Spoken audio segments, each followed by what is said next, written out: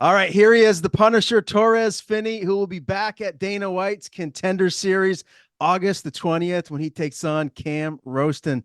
Torrez, I can't believe it's already August. Your fight is right around the corner, so that means camp is winding down a little bit for you, man. Tell me, how has it been? How has this camp been for you overall to get you ready for this second shot here at Contender Series? Oh man, camp been going phenomenally, man. I feel like it's been one of my best camps I've ever had in my career. I know most people say that all the time, but I would literally believe this has been one of my best camps I've had in my entire career. Um, like apart from like just like the training, but like the guys that I've got knowledge from, having an opportunity to go to Fusion XL with Julian Williams and all of those guys and Phil Rowe and getting the different looks that I've been able to get from those guys to travel into Extreme Couture and try and, getting good details and looks from Eric Nixon and obviously training with Sean Strickland, Chris Curtis, all those guys there, Michelle Perez, and just a lot of good looks from those guys. And then going to Denver and being able to have an opportunity to work with eventually he soon will be my striking coach Dwayne Lutwick. So it's been awesome to have a lot of help throughout this camp, and yeah, it's been a blessing. Wow, you're getting the best of the best, going and mixing it around, getting a lot of different looks. So when you say Ludwig will eventually be your striking coach, what are your plans as far as the future goes? Is it going to be more like one camp, or are you still going to try and bounce around and just get different looks? Yeah, no, he's going to be a huge part. He's going to be a huge part into everything that I do. There's going to be a lot of things that he's going to be a part of now. Especially after this fight. We just have some things to. I've made some promises here and there to certain people, so I'm going to fulfill those. But uh, in the near future, he definitely will be a part of a lot of the things that I do going towards in my fight career. So, yeah, he's been helping out me, and he was in the corner of my teammate Trevor Peak last fight. So, yeah, he's been really helping us out a lot. So it's been a blessing. Well, you mentioned Sean Strickland, so I feel like I get some backlash if I don't at least follow up there. Did you get a chance to spar at all with Sean Strickland or maybe Chris Curtis? Oh yes, I mean I spar with those guys every time I go to Vegas. It's an all the time thing. Yeah, it's always fun to get rounds in with those guys. They give me a lot of knowledge back and forth, and we do a lot of good things back and forth. So I always enjoy going with those guys. Been really good rounds. You always hear like it's more intense. It's almost like a real fight when you go in with Sean versus maybe someone else. Is that accurate? What is it like for you when you're in there with him? Yes, that is very accurate. You might as well be ready to fight. But like I think the thing is you have to gain his respect. I think once you gain his respect, he don't try to so-called bully you anymore. You have to make him gain your respect. And yeah, I mean, even if you do that, he'll still wants to turn it up. But you got to be ready. You got to make him respect something to not turn it back. Turn it back up on him. So it's really good rounds back and forth. He's really good. I know a lot of people sleep on a lot of his other skill sets, but Sean is really good all around. I mean, he didn't become world champion for no reason. So yeah, he's a really good talent all around. So it's always great to train with him and get knowledge from him. Yeah, I hear a lot of people talk about just how great of a coach Eric Nixick is. I've never had the chance to actually speak with him and kind of pick his brain. But tell me a little bit from the times that you've been around him. What kind of stands out from his approach as a coach? Yes, man. Eric's a really good coach, man. I just had the small opportunity to be with him. I've met him on multiple occasions. I've trained at that gym multiple times. But yeah, I asked him a few questions about this, my upcoming fight, and he gave me some really good tips, man. He's like exactly what I would deem myself on, like how I watch fighting. I'm big on sports. I'm big on film watching. I'm big on details. So like he's the same way, and especially the way he like dissect opponents is very football esque, and you can definitely tell like the football coach and football background he's come from, and that's the same way I am. Game planning, setting things up. First 8 plays, what first 8 things we're gonna do in a fight. It's very similar on how we approach the game of fighting, and that's why I really enjoy getting a perspective from him. We're definitely going to talk some football, my man. I'm a huge football fan. I don't know if you can tell just by my background, but we're going to get into some football. I just want to ask you too. You mentioned your approach going into a fight. What is your mindset going into this second opportunity here at Contender Series? Because I mean, it's not like you didn't have a bad performance. The last time out, you got the finish in the second round, but you didn't get the contract. Is your mindset any different going into it this time? No, mindset is no different. I said the only thing that changes on my mindset is that I'm more confident, way more confident this year than I was last year. I tell people the entire journey was really fast for me. I was only a pro for a year, and just about and a half, and I'm already on the Contender Series, and I was like, "Freak, this is quick," and got opportunity. Boom, you know, fought on that type of spotlight. I didn't have the best of first rounds. No, that first round was not pretty, but I came back and had a near flawless second round, and I felt like, okay, Dana talks a lot about how he loves seeing guys overcome adversity, fight hard to come through. Yes, but I did feel like there was a few things that I definitely had to clean up for sure, and I feel like I really have done that really well going into this upcoming fight. But I don't necessarily go out there, worrying about what other people think. I always say control what you can control. And by controlling that, that means going out there and handling business in the best way. And for me, that's finding a way to get the win. The win matters. It's harder. I know people have gotten contract by losing, but you surely fall off that list tremendously by losing the fight. You getting the win, you at least give yourself a chance. So that's the main thing that matters to me. Go out there and get the win. And I always say my performance will speak for itself. Dana did say when he was doing his post-fight announcements of who gets a contract and whatnot, you needed more experience, maybe some more fights. He said he saw a couple holes in your game. Can you kind of speak from your point of view what you think he meant by that? What were the holes, and how have you kind of tightened those aspects of your game up? Well, I would feel like in Demon is more of like some of the things on the striking end. I mean, in that whole first round, I mean, if you go back and look at the stats, I didn't throw a single strike the whole first round. It's like, I mean, I can't do that. And that wasn't the game plan going out. I got into Russell mode really quickly. Like I instantly saw the guy's hips. I mean, once I feel your hips and I know that, oh man, you ain't got a chance. I stay on them, and I'm very like Habib-esque, like I'm relentless. I won't stop. But that's the thing. Like I didn't add anything else into it. I was looking one way. And that comes from experience because I tell people I want more fights on the Regency. I wanted more fights to where I saw different looks and different things to that make me have to change up a lot of things. But I didn't necessarily get that up until that fight. So I felt like that fight helped me in the long run because it allowed me to see things that helped me create more in my experience path. But yeah, I feel like those holes definitely got filled in. It's also like striking defense. I mean, I was getting hit with shots every time you about threw something. My body's getting hit with. So I did a lot of bad things going into that fight. Not going into it, but starting off in that first round, that was not a part of the game plan. Literally, this whole second round was the game plan. That was to set up my takedowns with my strikes, and I didn't do that really well in that first round. So, but yeah, we definitely cleaned up a lot of those things, and I feel like I'm going to look a lot better on the feet, as most people saw from my last fight. Yeah, goodness gracious. Yeah, that last fight, one of the most vicious KOs I think I've ever seen. I mean, that in itself right there, I think speaks volumes, just how much power you have. But like what kind of feedback did you get from your coaches after that? Did they just tell you, look, like you've really come a long ways with your striking, like you're UFC level ready now?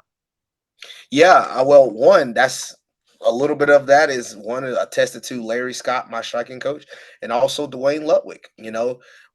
I've always had the striking. I just had to continue to trust in it, and that would just come with reps. You got to trust in it when you're able to go out and go in there and take guys down off the initial and don't even have to worry about anything else and just finish them. You don't really get a chance to like utilize any other skill. So in that fight, it was something for me. It was good for me to see that. Oh man, I can land and put somebody out on one hit. And yeah, some of that stuff just came with Dwayne. If you look at the entire fight, I know it was only a minute, like 33 seconds, but you you saw like the involvement of my game continuing to grow. And yes, I do feel like I'm on that level because it's not just what you saw in the fight, but it's also what I've been doing in training. The guys I've been sparring with in training, the guys I've been going with at a really high level guys that I've been able to at least hang with and keep my foot in the hat with, So I really do believe I'm on that level. Yes, I do. My father is the one that got me into combat sports and mixed martial arts. He was a very accomplished wrestler in high school, and I've always felt that wrestling is, and not taking anything away from any of the other disciplines, but I feel like it's the most important discipline you can have in mixed martial arts because you can dictate, if you don't want to be on the feet with someone, you could get them down if you have elite wrestling. I mean, look at Khabib, I mean, Islam, like all these high level fighters that just are elite wrestlers and grapplers. Do you feel like your wrestling and your grappling is just going to be something that, maybe the middleweight division hasn't seen in a little while? I really do believe so. Yes, sir. And the reason why I say that is because I bring a unique style to the game. Yes, people seen wrestling. Yes, people seen jujitsu, but I feel like the way I do it is a lot different. One, you look at my body type. You know, a lot of people see my height and they see my arm length and they're like, "Oh, that man, he's tall. I mean, he's short. We got long arms, but I got the reach just as long as tall men. You know, I have a 76-inch reach. I'm explosive, able to get inside. I'm able to do a lot of things once I get inside, and I'm a lot versatile. You know, a lot of people still haven't seen a lot of the things that I can do in the grappling area, only because I don't really have to pull that out.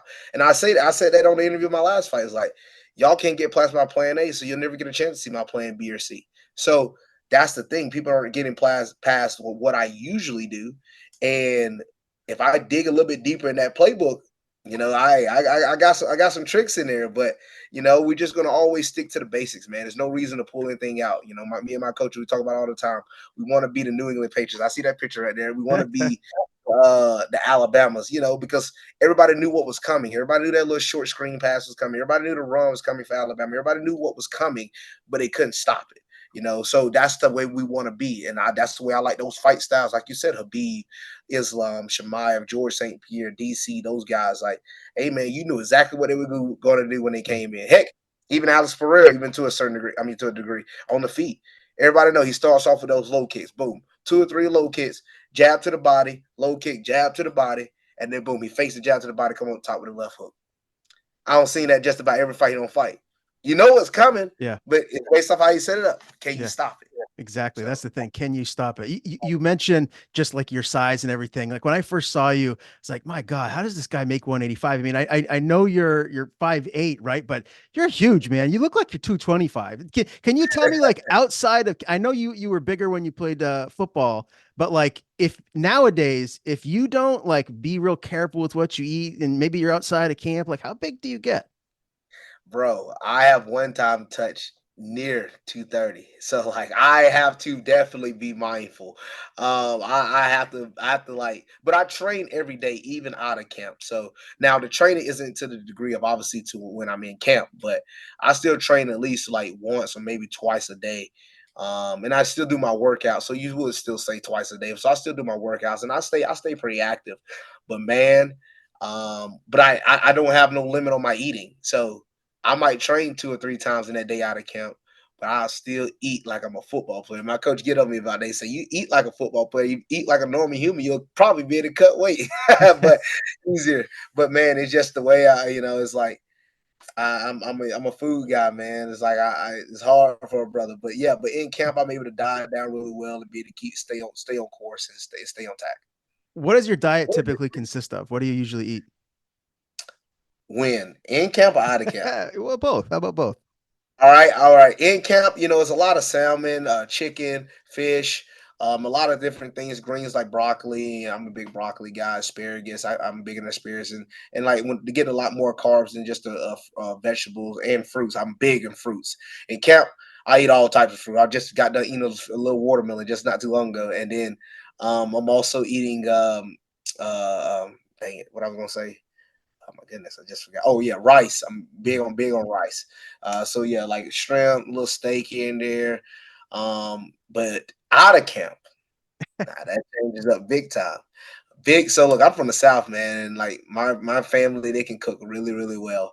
So we eat a lot of soul food, and it's like fried chicken, fried fish, collard greens, macaroni and cheese, cornbread, mashed potato, green beans.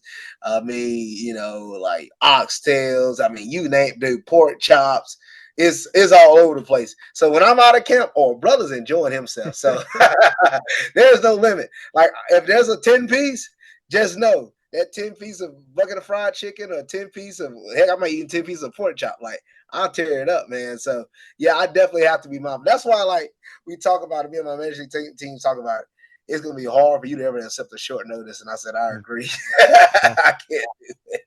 I know plenty about food, my man. My dad was from West Virginia, so he used to cook his own fried chicken, and I used Oh, to eat man. it all the time. So I'm with you. I love the grub. Like later on in your career, Do you envision fighting at 205? Do you think, maybe as you just get older, maybe your body could change a little bit, or do you feel like 185 is probably where you're going to be just with your height and reach regardless? I feel like 185 is where I'm going to be. When I tighten things up, I'm able to lose weight pretty swiftly. Um, it's just the fact that I know when I get older, the cuts obviously, as they say, gets a little tougher. But I probably have to start like really focusing on outside of camp, and I think I will be able to be disciplined enough for that. But 205 is heavy, man. It's like that's a long way away. Um, I mean, I fought at 205 when I was an amateur, but like fighting at 205 as pro, I mean, I would definitely be at a little bit of a disadvantage, probably size wise, gaining that extra weight back because I'm not necessarily cutting that much down to get to it. So, like, ideally, I walk around probably like 218, 219. So, to cut to 205, that's not much compared to guys that are cutting from 240, Right. So, it's different depending on like what you're looking at, what you see. But I don't necessarily think about anything at 205 right now. I feel like if anything, it'd be probably like a catch weight or a short notice. Like I wouldn't mind fighting at 205 because heck, most of the time I really wish most fighters wouldn't worry about cutting. I wish we just get in there and just fight. Walk around where we at and go at it. But I know most of these guys, everybody do these heavy weight cuts, so it is what it is. You got to play the game, and yeah, but I think 185 will be definitely there for me in the long future. Well, with you being a former wrestler too, I mean, you're still a current wrestler, but has accomplished as you were, in high school and whatnot. You're used to being disciplined and making those weight cuts, so no issues for you, I'm sure. One thing that I found interesting when I was doing my research for this interview, Torres, is two-time state wrestling champion. You turned down a scholarship to go walk on and play college football. Let me ask you this: if God came to you and be like, okay, you can be the greatest fullback in the NFL history, or you can be the UFC middleweight champion, what would you have chosen? What would you choose? Well, okay, I'm gonna put a spin on your question. If God gave me a few more inches on height and said, "Okay, you can play defensive line like you play all through your ever since youth," because I was a defensive lineman, I played nose guard, and I led the state of Georgia in sacks. One sack away from breaking the Georgia state record. I had 23 and a half. The record's at 24. We lost on a Hail Mary. Stupid. And I was in top 5 in the nation for tackles. I had 131 tackles for a defensive lineman. And I won Defensive Player of the Year back-to-back years, All-State first team back-to-back years. So I was a really good football player coming out of high school. But size purposes, yeah, they switched me to fullback. And let's just say, choose opportunity to be a UFC world champion or defensive alignment. That's actually a really hard question for me to answer because that is one of those like, wow, dream of both worlds. Yeah. But man, that's rough. Cause like I love playing football, man. Football was my love and joy, man. It really was. Football was my love and joy. It really was. I couldn't believe, and that shows you how much love I have for MMA because I couldn't believe that I actually turned down my Kobe year to could just focus only on fighting. So that's one of those things, and I think that's where my love is now. And I really love fighting, I really do. So I probably would choose UFC champion, yes, UFC world champion. But man, I love football. But that is it's not like it's head and shoulders. Yeah, It's not like it's close. it's close. It's pretty close. I love It's it. pretty. And I love the answer too. Very transparent about it. So are you who are your favorite teams? Like, who do you follow? I'm sure you follow the NFL and college. Obviously, your alma mater, but like, who are the teams that you're really into now? So growing up, I was a big Steelers fan, and also I'm a big Georgia Bulldog fan. Come obviously from Georgia, but the reason why I was a Steelers fan when I was young, when I was in rec league, I was big on D. I mean, I played defense again. I played D line, so uh, I was a huge fan of James Harrison. Man, I Mm. used to see James Harrison get off the ball so quick, and he come over and whack, hit the piss out of whoever was on the other side. Man, I used to love James Harrison. The Steelers defense, Troy Polamalu amongst some of my favorites. Lamar Woodley, James Ferrier, Brett Keisel. Like, I mean, they had all types of guys. Casey Hampton, that defense, especially that 2008 defense. So I was huge on that Steelers defense. And also you had the Ravens with Ray Lewis and Ed Reed and all those boys, Terrell Suggs. But yeah, but I was more of a Steelers fan. I really enjoyed those guys and how they were doing their thing, the Big Ben and all those boys. So yeah, I'm a big Steelers fan. And yes, Georgia Bulldogs, we definitely have had a lot of success over the past few years. So I've been really happy as a Georgia fan. And yeah, I've been a Georgia fan all my life. So yeah, and I love Kirby Smart. I watch some of his like speeches on YouTube a good bit. Like he pumps me up. He pumps me up before a fight anyway. So like so I like Kirby, and I just love the football atmosphere. Just for me, I love it, man. Like going to a game or the college atmosphere. It's almost time for football anyway. Like I was just watching some of the Hall of Fame game highlights yesterday, so it's about that time. So who do you want, Justin Fields or Russell Wilson as your QB?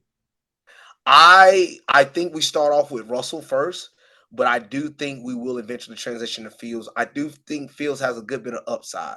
A reason why I say this, we have seen Russell Wilson on another team. We saw him in Denver with Sean Payton. Just didn't work out well.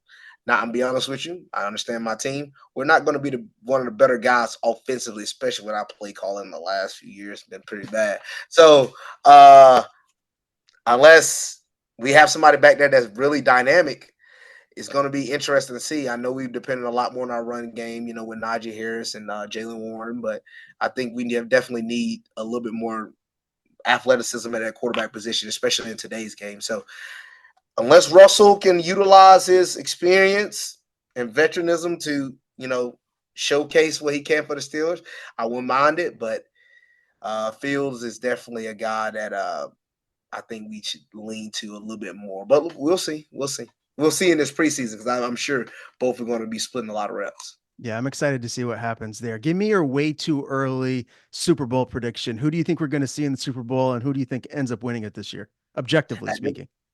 Well, at this rate, man, I don't see anything any different right now until proven otherwise. I said that last year. I predicted Chiefs again.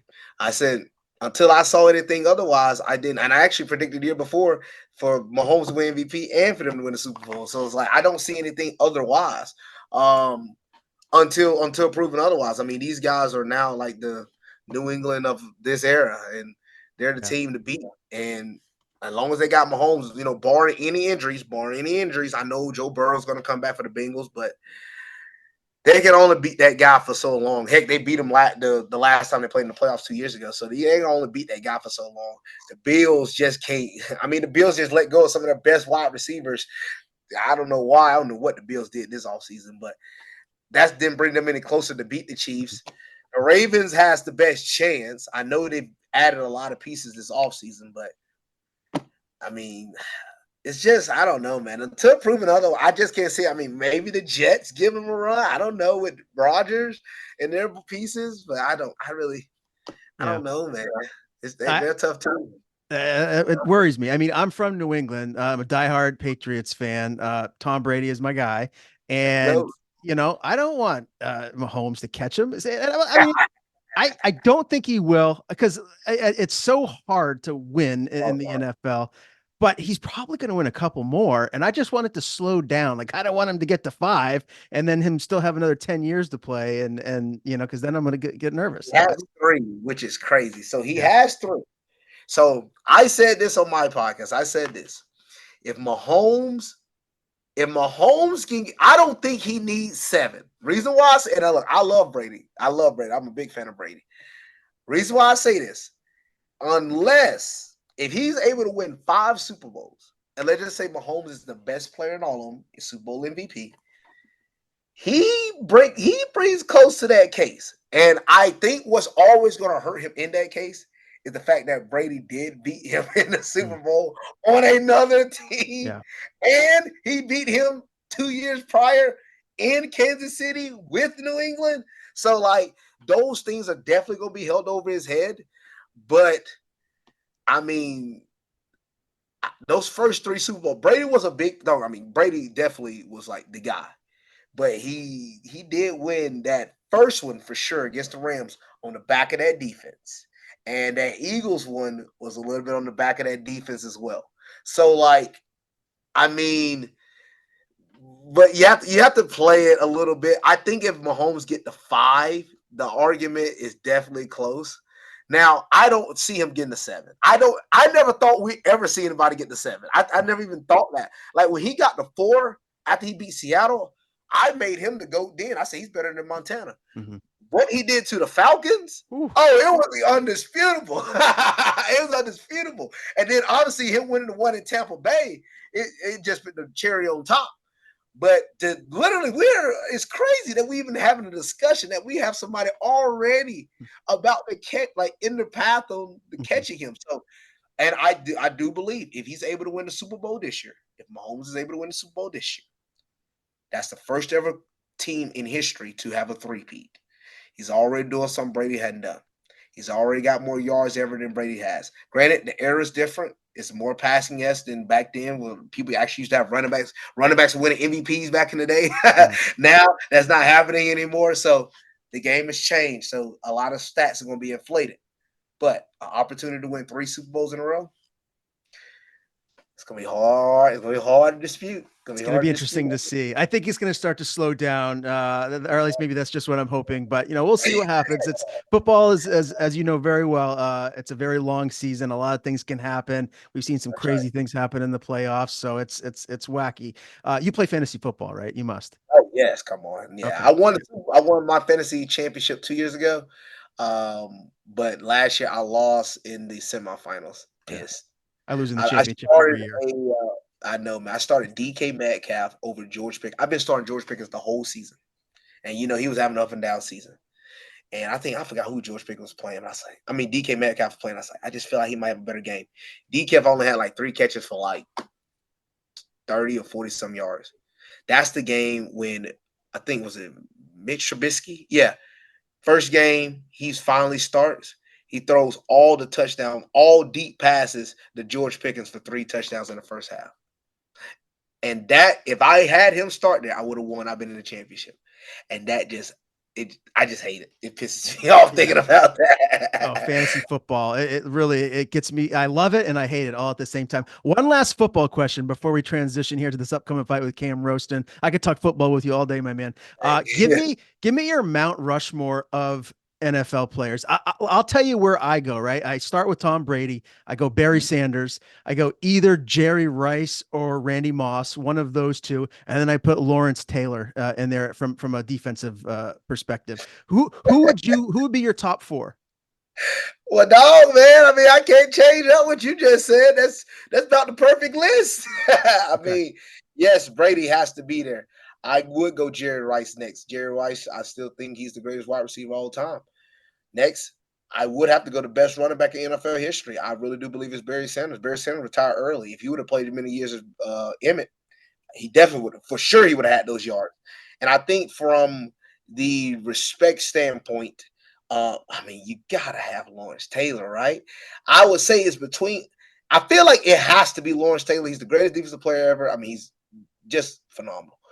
But you got Jim Brown there for like what he meant to the game. It's like when you talk basketball and you're like you have to have Bill Russell in the top 10 because of what he meant to the game. And also, granted, like all the championships he's won, but like what he meant to the game.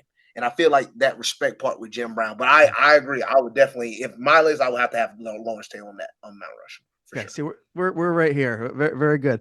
Let me ask you. Let's transition here. August 20th, second crack here at Contender Series. You've already talked about your game plan a little bit. What do you think of your opponent, Cam? He's 8-2, 4 TKO wins, 4 submission victories. Well-rounded guy, but like, do you feel you're just on another level than him? What do you see when you look at him as an opponent? Yes, I definitely respect his skill set a lot, man. A tall, long rangey striker. Definitely got a good, solid jiu-jitsu on the ground. He does a lot of different things overall. I just feel like, with what I bring to the table, is going to be a lot of things. It's going to be hard for him to deal with and handle. I really do believe that I'm really confident of being able to go on here and be able to find a way to get a finish and get my hand raised. I really do believe that I'm the better fighter going into this fight, and I'm excited for the matchup. And I really do think it's a good matchup, on both sides. So anything can happen, but I'm really confident in what I bring to the table, and I definitely love the matchup. And also, this thing from watching film, it does says 4 TKOs and 4 submissions, but if you watch film, one of those TKOs they mistakenly put in, he actually had 5 submissions and 3 TKOs. So, but yes, he's a guy that definitely look for to get the finish on the ground by submission. He has a lot of different ways he likes to do it, but I'm really confident in what I do. A lot of people don't respect my jiu-jitsu enough, but that's mainly what I do a whole lot of. I do it just every day. And I'm a big wrestling. Obviously, I'm a wrestler. Jiu-jitsu, I've been working on my striking over the past year. I've been working on my striking ever since I started fighting. But definitely has cleaned it up a lot. So I'm excited to showcase what I've been working on. And I'm 100% confident that my hand will be raised on August 20th. If Cam's the best aspect of his game is on the ground, if it is his jujitsu, his submission game, would this be the perfect fight for you to kind of show the evolution of your stand-up skill set? Yes, I agree with you. Yes. But then again, it's like I have the type of ground game. I've compared a lot to like how Habib and Islam think. We fear nobody's ground game. We always think our ground game is better. I remember when people talking about him going against Oliveira. Islam don't want to go Oliveira on the ground. The first thing he did, literally like the first minute, he took him down and went right in his guard. He said everywhere, everybody where everybody say he doesn't want to be, he went right there. So like I am really confident in what I do, especially the guys that I've been able to grapple with. I've grappled with world class guys. It's not like I've been grappling with just any people, around the city. I've been an opportunity to grapple with world class guys, and I do know that I'm on that level. So I'm really confident on anywhere this fight goes that I definitely have the advantage.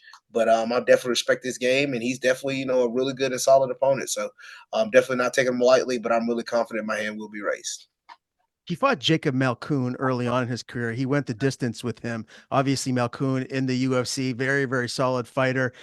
Do you feel like that representation of him is kind of what you're seeing now, or has he grown a lot since that fight? Cam has grown a lot since that fight. He has, with him going to City Kickboxing in 2019, you definitely can see that he's definitely has evolved into a more mature fighter.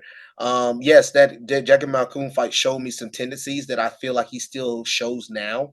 Now again, he cleaned them up because he haven't fought an MMA fight in 2 years. He hasn't fought since September of 2022. So that's interesting. And the other thing is he hadn't cut the 185 since 2020, October 3rd of 2020. So it's been a minute since he's seen 85 because that 2022 fight was at 205. But I'm confident he's gonna come in and make weight. But I just think about like a lot of the other different aspects of coming in your first fight in 2 years as an MMA. I know he did King of the Ring last year, but it's not an MMA fight.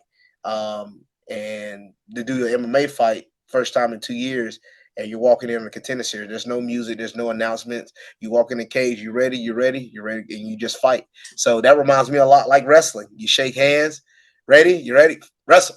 So like that's the reason why I didn't feel like I had too much of a problem doing Contender Series last year. I was like, I'm accustomed to this. Heck, and if anything, this is how I would rather want it to be. To be honest with you, it's like go in, shake hands, let's go. So there's not going to be much thinking. It's going to be just going, and that's why I'm really excited and ready to go. Can't wait to see you back in there, man. Do you have an official prediction? What do you think we're going to see here come August the 20th? I always say I never make predictions, but I just make guarantees, and I'm really confident that my hand will be raised on August 20th. I will have my hand raised, and I'm really confident I will have that UFC contract. We get with my name on it, signed, sealed, and dealed August 20th. So yes, sir, I'm really confident I'm going to have my hands raised. However that may go, first, second, third round, or decision. I am ready for anything. I've been training so hard for this fight, and I'm 100% confident and ready to win this fight. I can't wait. I really can't wait. I'm so excited. We're so close. We're 18 days away. I can't wait. Let's go. If you do get this win, Torrez, and I'm sure you will, you get the UFC contract. Do you think you're going to make your UFC debut here in this calendar year? Do you hope by maybe November, December, we can see you actually make your official UFC debut? If anything, I'll try my best to make it before Thanksgiving. Look, hey, brother ain't looking to cut no weight around Thanksgiving. Don't play with me, UFC. Thanksgiving and Christmas are my look. I have a 10-month window. All right, that is from January to October. November, December are my months. That off limits. I Okay. gotta eat, yeah, but hopefully yes. My goal every year is to try to get 3 fights in a year. So yes, if I try to get a UFC debut, it obviously makes sense and do things, and yes, I definitely will. But if we have to wait till the start of the next calendar year, so be it. But yeah, brother's ready to definitely put some work into the UFC because I know I'm ready. I'm ready to get this thing going. I'm 25. I turned 26 in October. I'm at a young age. We've been talking about it, the 10-year run. So from 25 to 35, 10 years of this just going, going in and doing as much as we can, dominating, getting as many wins as possible, making our way to be ranked, making our way to the title. So we have a lot of plans in store. So yes, sir, this is just the beginning. Who wins the Dricus Izzy fight? I actually think Dricus wins that fight. I know a lot of people have been talking about Izzy putting on weight, but anybody that works out and has been in weightlifting for a really long time understands. Yes, you can put on muscles, but even though putting on muscle, you have to be accustomed to utilizing those muscles in those situations. I'm sure he's been training. I'm sure he's been doing that, but he's never been into that type of live atmosphere of that type of situation with that type of weight. So again, I don't think Izzy just gonna go out there and gas. Is not what I'm saying, but he's not gonna be accustomed to a guy like Dricus who's built like that. People look at my muscles and go, oh, he's gonna gas, but if anybody watching my fights, they see that I can keep the pace throughout three rounds. And the thing is like I've been like this for a very long time. So if somebody try to put on muscle to look like this, then they're going to fail a little bit quicker because they're not accustomed to it. It takes more than a few months.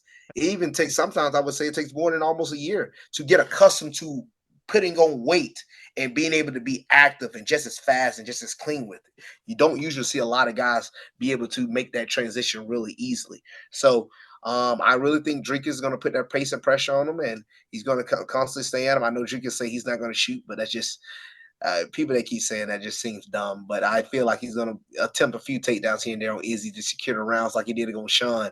But I really do believe he's going to beat Izzy.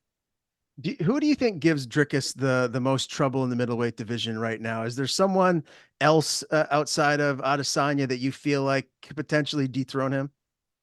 Yes, Hazmat Shemaev.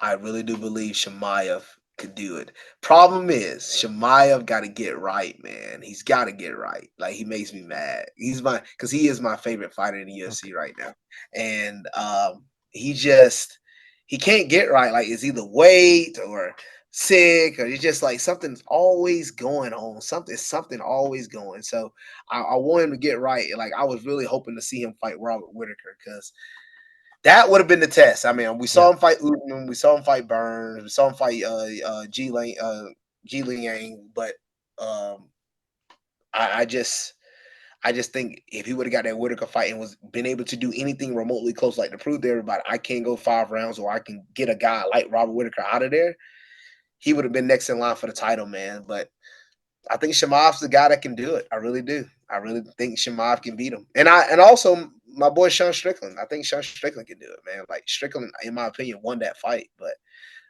we'll see. I think he can do it as well. Last question before we get you out of here. I know I've kept you for a while talking. It's been a fun interview. When you are going with these guys that are in the UFC that are ranked fighters, like a Sean Strickland, like a Chris Curtis, are they telling you like, "Hey, Torres, just slow it down a little bit. You don't need to get into the UFC so quick. I don't want to have to face you here in the next year or two." Like, what's the feedback that you're getting from them as far as your level when you're in there with them? Because I'm sure you guys talk and they're very honest with you. Yeah. Well, one, Sean be talking to me about like trying to drop weight classes. I'm like, dude, I'm bigger than Chris Curtis. I weigh more than Chris Curtis outside of camp. But if anything, it's more of like tips on like continuing to be a better fighter. And they also give me tips on like how the business work.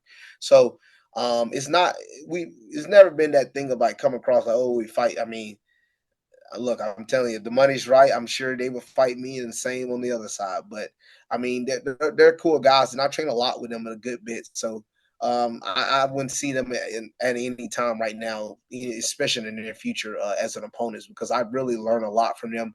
We learn a lot, we train a lot. I mean, they're really cool. I mean, they help me out on some things while I'm in Vegas, away from fighting. So those guys are really cool, man. It's just like a big time respect. We always see each other, dap each other up, and talk. So I got a lot of respect for those guys. So no, it's nothing to that intent of, oh well, we're gonna fight each other one day. Nah, it's more of like they give me a lot of tips. I learn from them, and yeah, it just makes me a better fighter.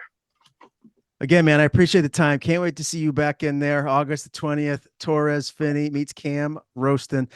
Pleasure interviewing you here for the first time today. But before we do sign off, I want to give you the floor. If there's anyone you want to thank, anything you want to plug, the floor is yours. Yes, sir. First, I want to thank my Lord and Savior Jesus Christ for allowing me to be able to do this, man. He's allowing me to giving me this platform to be able to glorify his name and, give honor to other people, man. And thankful to Agogi for allowing me to be here and the team that we have here. Thankful to Peak Kinetic Performance for the strength conditioning and all the extra work that John and Gannon do for me. Also want to be thankful for Johnny Jones and Robert White, all the things that they do, and all my coaches, Matt Harris, Sterling Peace, Larry Scott, and Dwayne Ludwig. So it's been a blessing to have all those guys, and also another sponsor, Wham Bam. Wham Bam, it's been a blessing to me until this fight camp allowed helped me do some things when I go and cross train. So it's been awesome, man. It's been awesome, and also my nutritionist Brian Ring. So yeah, it's been really awesome throughout this entire journey. These guys have been really huge into where I'm at right now. So it's nothing but a blessing.